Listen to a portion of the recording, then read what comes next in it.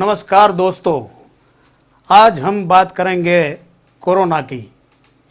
नहीं, कोरोना की बात नहीं करेंगे, क्योंकि कोरोना के बारे में हमने बहुत कुछ सुन रखा है और हमें सब कुछ पता है। ऑलमोस्ट सब जानते हैं कि क्या करना है, क्या नहीं करना है, हमें घर में रहना है, सेफ रहना है, सब जानते हैं। आज हम बात करेंगे कोरोना से जो हमें डर लगता है, उस डर की। कोरोना से अगर हमारी मौत हो जाएगी तो क्या होगा, इस डर की वजह से सहमे हुए हैं लोग। तो अल्टीमेटली ये डर किसका है? कोरोना का है? नहीं, ये डर जो है वो मौत का डर है, डेथ का डर है, मृत्यु का भय है। तो इस डर के साथ हम कैसे डीलिंग करें, इसके बारे में आज हम बात करेंगे। और मुझे कहानी याद आ रही है, बहुत ही छोटी है लेकिन बहुत ही इंटरेस्टिंग है। ये डर के बारे में है। एक बार क्या हुआ कि एक राजा जो है वो अपने दरबार में बैठा हुआ था और उसका चेहरा बहुत गमगीन लग रहा था। वो ग्लूमी एंड टेंस मैनर वाला उसका चेहरा लग रहा था। और उसका जो प्रधानमंत्री था उसने वो देखने के बाद उसने ये सोचा कि ये क्या हो रहा है, इसके पीछे क्या कारण हो सकता है कि महाराज इतने दुखी है, इतने व्यथित है। तो उसने महाराज से ऐसा कह दिया कि महाराज, आपको दुखी होने की इजाज़त नहीं है। ये सुन के महाराज का ईगो हर्ट हो गया कि इसको क्या पता दुख क्या होता है। उसने ठान लिया उस मंत्री की टेस्ट लेने का, उसकी परीक्षा करने का ठान लिया मन में। और वो ऐसे सोचने लगे कि इसको जब तक ये पता नहीं चलेगा कि दुख क्या होता है, दर्द क्या होता है और डर क्या होता है, इससे पहले इसको पता नहीं चलेगा। तो इसने ठान लिया कि उसको हमें पढ़ाना है, पाठ पढ़ाना है और उसको हमें समझाना है उसके अपने ही एक्सपीरियंस से। तो फिर राजा ने क्या किया, राजा ने ये सभा जो है वो ख़त्म होने के बाद उसको बुलाया अपनी बालकनी में और वहाँ पर उसको एक रूबी दे दिया, माणिक, और बोला मंत्री को कि ये जो माणिक है वो तुम्हें संभाल के रखना है और जब कभी भी मैं इसे वापस मांगूँ तो तुम्हें ये लेकर मेरे पास आना है। मंत्री बोला ठीक है, जो आज्ञा। वो माणिक लेके घर गया तो रेगुलरली उसकी जो वाइफ है वो आराम कर रही थी एंड उसको उसने दिया ये और कहा कि इस माणिक को तुम्हें संभाल के रखना है और जब कभी भी राजा हमसे मांगेंगे तो हमें उसको ये दे देना है। सिंपली उसने वो जो अपनी अलमारी में जहाँ रुपये रखते थे, पैसे रखते थे, वहाँ पर ये माणिक रख दिया और वो भूल गई कि ओके कोई बात नहीं, जब मांगेंगे तब दे देंगे। क्या हुआ, थोड़े दिनों के बाद वो माणिक जो है वो राजा ने फिर से मांगा उसने मांगा तो वो घर पे आके ढूंढता है तो कहीं पे वो माणिक मिलता नहीं है। वो डिप्रेशन में आ जाता है कि क्या हो गया, मैं यहीं पर मैंने रखा था और यहाँ से कहीं खो गया।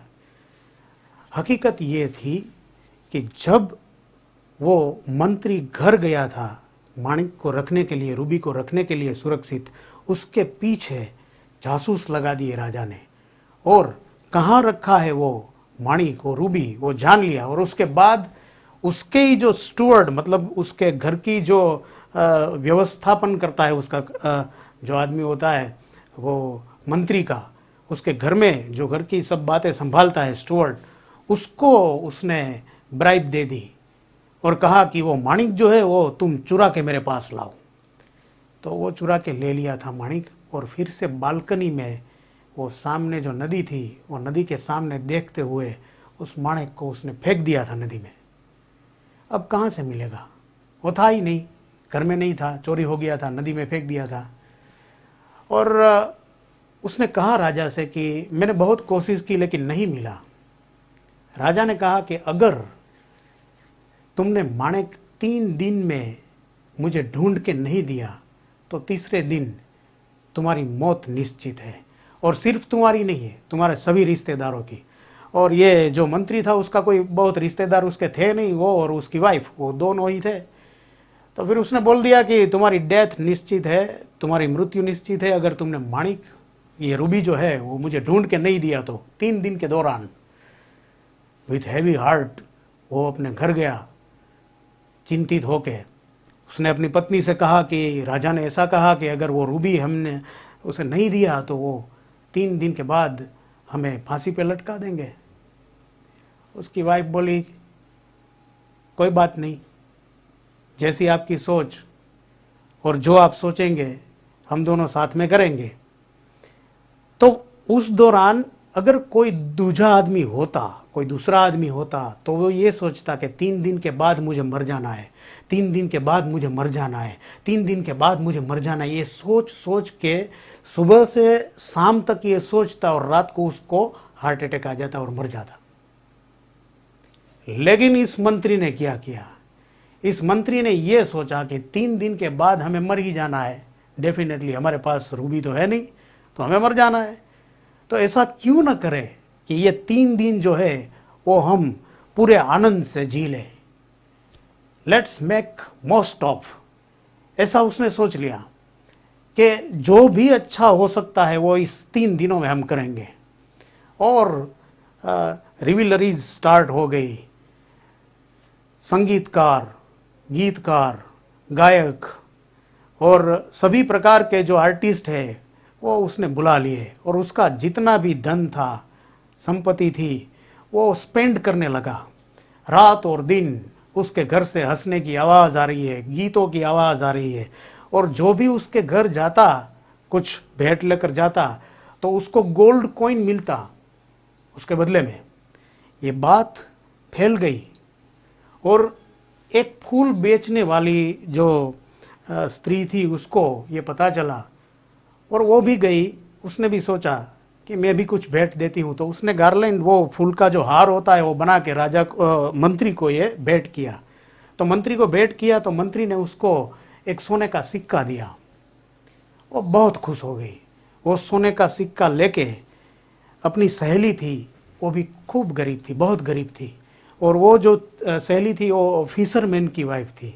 उसका पति जो मछली पकड़ के लाता था वो बहुत ही छोटी छोटी मछलियाँ थी, उससे उसका कुछ खास गुजारा नहीं होता था, बहुत गरीब परिस्थिति थी उसकी। तो उसने उसको सजेस्ट किया कि तुम भी इस मंत्री को जाके ये जो तुम्हारी मछलियाँ हैं वो उसको गिफ्ट करो तो तुम्हें भी ये गोल्ड कॉइन मिलेगा।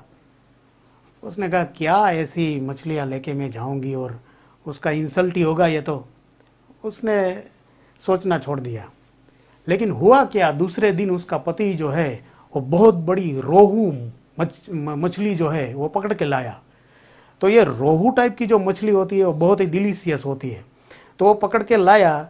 जैसे ही लाया तो उसकी वाइफ ने, इस फूल बेचने वाली जो थी उसकी सहेली, इसकी वाइफ, उसने लेके एक बास्केट में सीधी चली गई मंत्री के पास, मंत्री के घर, और मंत्री को ये उसने गिफ्ट किया। तो मंत्री बहुत खुश हो गया क्योंकि उसे ये फिश करी बहुत अच्छी लगती थी और ख़ास करके ये रोहू की।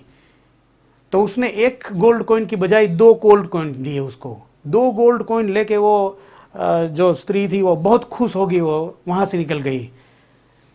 और ये जो दिन था जब उसको ये रोहू फिश मिली थी, वो था उसका 3रा दिन और आखिरी दिन। उसके बाद उसको मर जाना था।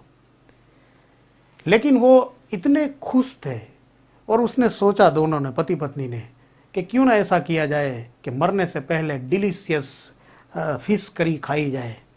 तो वो उसके किचन में गए और उसका जो कुक था वो बड़ा सा चाकू लेके उस रोहू फिश को काट रहा था।